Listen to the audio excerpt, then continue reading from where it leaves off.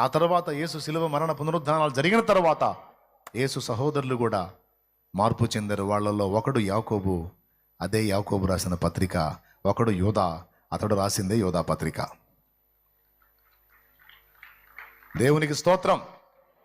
నేను చెప్తున్నా, ఏ విధమైన సెంటిమెంట్ అయినా సరే నీ బాధ్యత నెరవేర్చేంత వరకే, ఆ తర్వాత తెంచుకోవడానికి యేసే మనకు మాదిరి.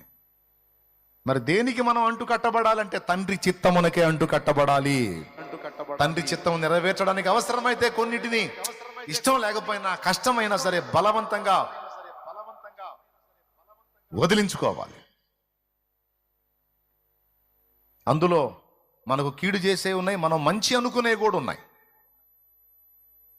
మళ్ళీ చెప్తున్నా, మనకు కీడు చేసే ఉన్నాయి. వ్యసనాలు, బలహీనతలు, పాపపు శరీర కార్యాలు, ఇవి మనకు నష్టం కలిగించాయి.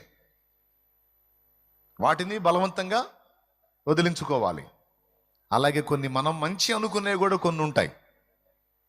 అవసరమైతే వాటిని కూడా దైవ చిత్తం యొక్క నెరవేర్పు కోసం వాటిని కూడా పక్కన పెట్టాలి.